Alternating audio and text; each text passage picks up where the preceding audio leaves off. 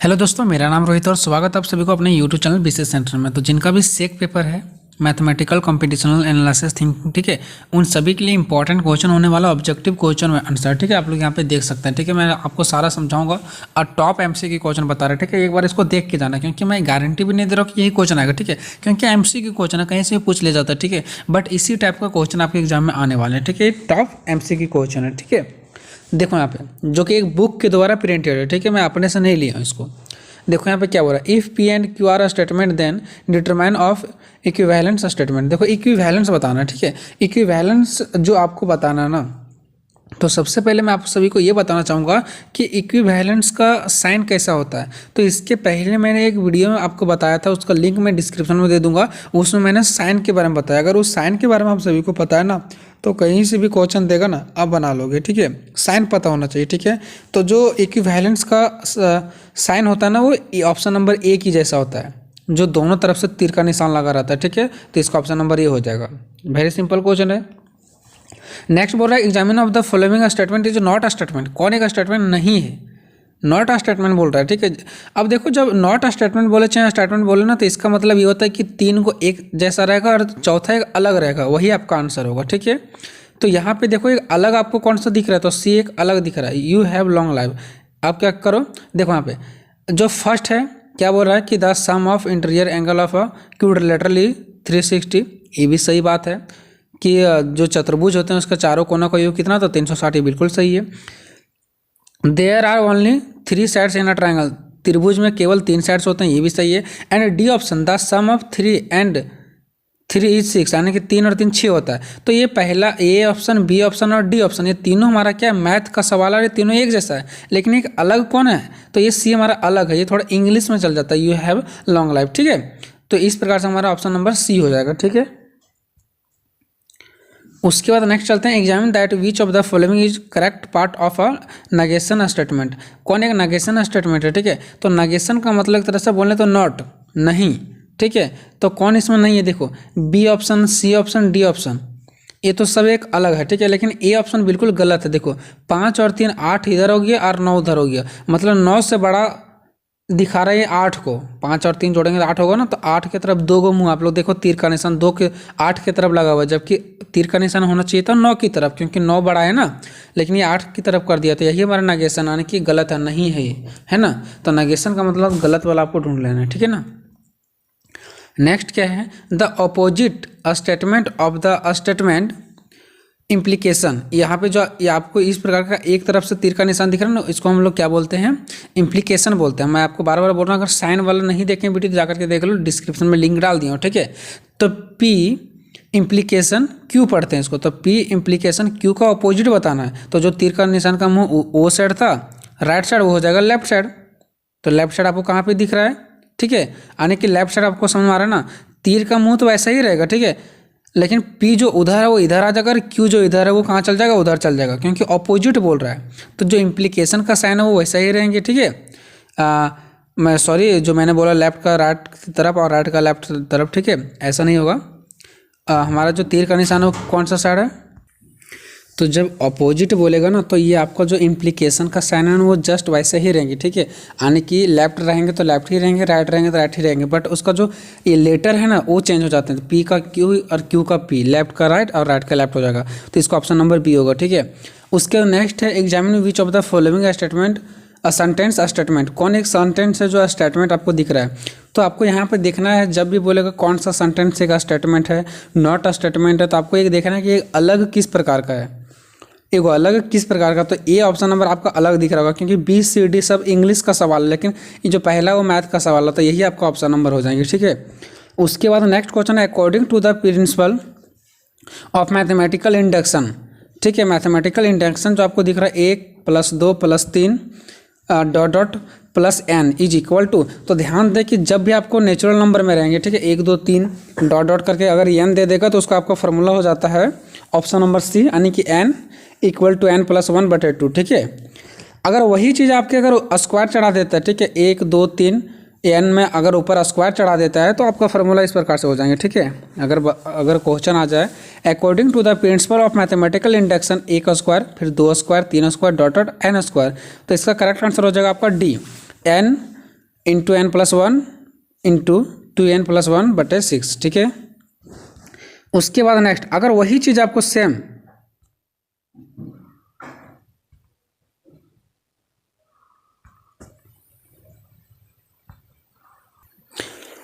अब देखो, अगर एक के ऊपर क्यू लगा रहे, दो के ऊपर क्यू लगा रहे, तीन के ऊपर क्यू लगा रहे, ठीक है, यानी कि तीन तीन लगा रहे ऊपर, तो इसका आपका जो करेक्ट आंसर हो जाएगा ऑप्शन नंबर ये हो जाएगा n×n+1/2 का होल स्क्वायर, ठीक है। उसके बाद चलते हैं नेक्स्ट क्वेश्चन की ओर। तो यहाँ पे नेक्स्ट क्वेश्चन देखो क्या हो रहा है। According to the principle of mathematical induction 1 + 3 + 5 ... n पर पावर क्यू, मतलब 1 3 5, यानी कि ये आप क्या है, विषम है, ठीक है, यानी ऑड नंबर में है, ठीक है। तो जब इस कंडीशन में रहता है ना, तो इसका ऑप्शन नंबर आपका हो जाएगा सी, यानी कि n के ऊपर स्क्वायर हो जाता है। उसके बाद next the sum of the series 1 + 3 + 5 + 7 will be होगा, तो ये कितना होगा, ठीक है। तो यहाँ पे आप लोग इसको आराम से जोड़ सकते हो, 3 और 1 4 हो जाएगा, 4 5 9 हो जाएगा, 9 और 7 16 हो जाएगा। तो इसका ऑप्शन नंबर आपका हो जाएगा बी। उसके बाद नेक्स्ट चलते हैं, sixth term of the series 2 4 6 will be होगा। तो देखो यहाँ पे क्या बोल रहा है, सिक्स्थ टर्म बोल रहा है, छठा टर्म, ठीक है। लेकिन ये जो 2 है वो पहला टर्म है, 4 जो है वो आपका कौन सा टर्म है, दूसरा टर्म है, और जो आपका 6 है वो तीसरा टर्म है। आपको निकालना छठा टर्म। तो देखो मैं आपको एक फार्मूला बता देता हूँ। अगर 6 टर्म निकालने बोलेगा तो इसका फार्मूला होता है a+5d, ठीक है। अगर आपको 8वां टर्म निकालने दे देता है तो होता है a+7d, मतलब अगर 8 दे देगा तो एक कम करके, ठीक है। अगर 10वां निकालना दे देगा तो हो जाएगा a+9d। अब आपको निकालना कैसे मैं बताता हूँ। इस सिक्स्थ टर्म निकालना, ठीक है।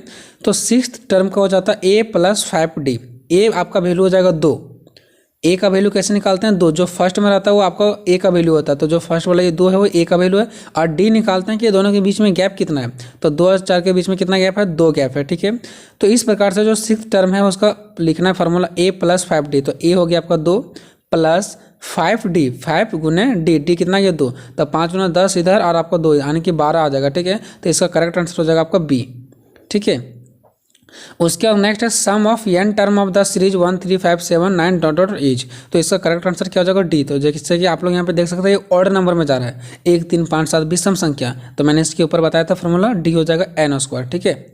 उसके बाद नेक्स्ट हमारा क्वेश्चन है which term of the series 7 10 13 16 will be 88, कि कौन सा इसका टर्म 88 होगा, ठीक है। तो इसका जो 88 होगा ना वो 28वां टर्म होगा, 28वां टर्म होगा, ठीक है। ये हम लोग कैसे निकाल पाएंगे, तो ये फार्मूला निकलेगा, एक फार्मूला होता है an = n + n - 1 गुने d, an + n - 1 गुने d, ठीक है। ध्यान से फार्मूला सुन लो,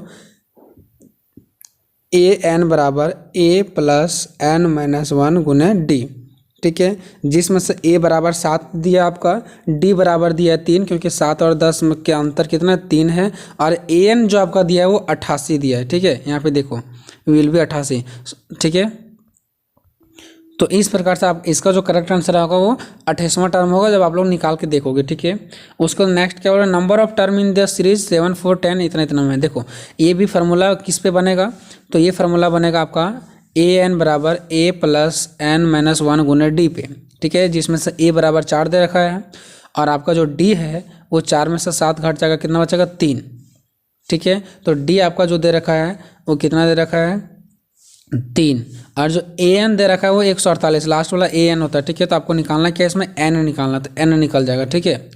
उसके बाद नेक्स्ट इसी प्रकार से fifth term of the series इतना इतना विल भी होगा। इसका 15वां टर्म निकालने के 15वां था, 15वां का क्या हो जाएगा फार्मूला a + 14d, यानी a + 14d।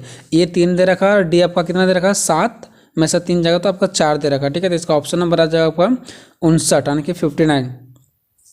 नेक्स्ट क्या बोल रहा है question number next, how many 2 digit number are divisible by 6, यानी कि 6 से कितने 2 नंबर वाले डिजिट क्या होंगे, डिविजिबल होंगे, तो ये आपका 15 होगा, ठीक है। ध्यान रखना 15।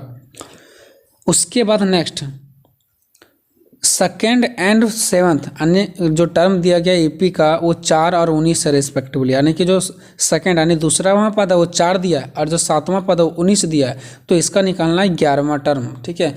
तो आप सभी को याद होगा एक विलोपन विधि होता है, ठीक है। उस विलोपन विधि से ही ये बनेगा, ठीक है। और इसका करेक्ट आंसर आएगा 31। तो इसको हम नोटबुक में समझा देंगे, ठीक है। जो हमको नोटबुक में लिखने के लायक है उसको हम नोटबुक में एक सेकंड वीडियो में समझा देंगे। अभी जो तुरंत यहाँ से काम चल जा रहा है बस उसी को मैं करवा रहा हूँ, ठीक है। नेक्स्ट क्या, the formula of the sum of n term in a AP, यानी सम ऑफ एन टर्म, ठीक है। जब भी आपका सम का नाम आ जाए, सम का, ठीक है, और एपी का फार्मूला पूछे, सम सम मतलब जोड़ का, ठीक है, तो जो आपका करेक्ट आंसर हो जाएगा वो हो जाएगा ऑप्शन नंबर आपका सी, एस एन बराबर एन बटा 2 29 प्लस एन माइनस 1 डी। हो सकता है यहाँ पे 29 ना दे दे, ठीक है, इसके जगह में ए दे दे, तब भी आपका यही होगा फार्मूला, एन बटा 2 ए प्लस एन माइनस 1 गुने डी होता है, ठीक है। तो ध्यान रखना आपका साइन, आपको सिर्फ ध्यान देना है कि एन बटा 2 होता है, फिर 29 के जगह में कुछ भी आ सकता है, फिर प्लस होता है, फिर एन के बाद माइनस ही होता है, ये चीज़ आपको ध्यान देना है। नेक्स्ट क्या है, the sum of the n term 1 5 11 plus में 19, इस प्रकार से अगर देता है आपको तो इसका फार्मूला हो जाता है एन बटा 3 n square plus 3 n minus 1। Next question है the sum of n term 2 square 5 square 8 square 11 square, तो इसका फार्मूला आपका हो जाएगा n into 6 n square plus 3 n minus 1 बटे 2। इसको एक बार देख लेना, ये कोई ज़्यादा लंबा वीडियो नहीं, कम मिनट में आपका ज़्यादा ही वीडियो यहाँ पे क्वेश्चन कवर हो रहा है, ठीक है। तो आप लोगों को बस एक बार देख लेना है। The sum of n term of the series 7 10 13 16, अगर इस क्रम में रहता है जो 3 का डिस्टेंस रहता है, तो इस टाइम में इसका फार्मूला हो जाएगा एन बटा 2 इंटू 11 प्लस 3 एन।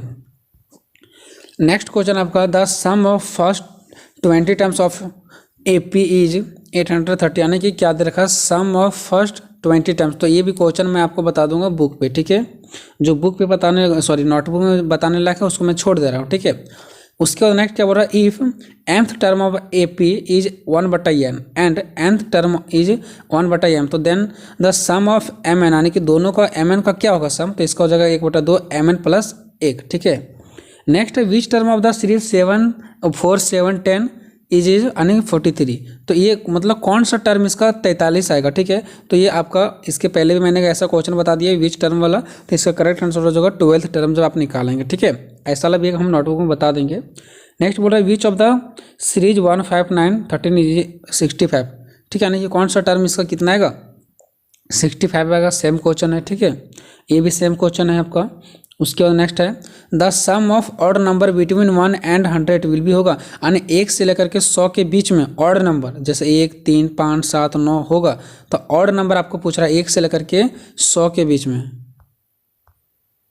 ठीक है, 1 3 5 7 9 ऐसे कर सभी को जोड़ देना, तो इसका आपका करेक्ट आंसर आएगा 2500, ठीक है, लगभग, क्योंकि मैंने भी जोड़ा नहीं है, ठीक है, जोड़ करके देख लेना।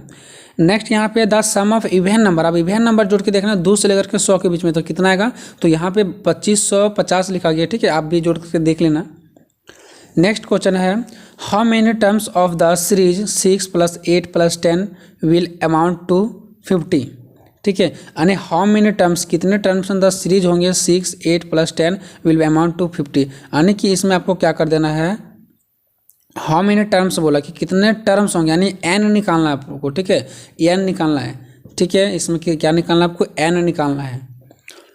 उसके बाद नेक्स्ट यहाँ पे देखो पूनम से भी इतना इन फर्स्ट ईयर, ये आपका आगे इंटरेस्ट वगैरह से, ठीक है, तो ये सब बिना लिखे नहीं समझ आएगा, तो इसको मैं छोड़ देता हूँ।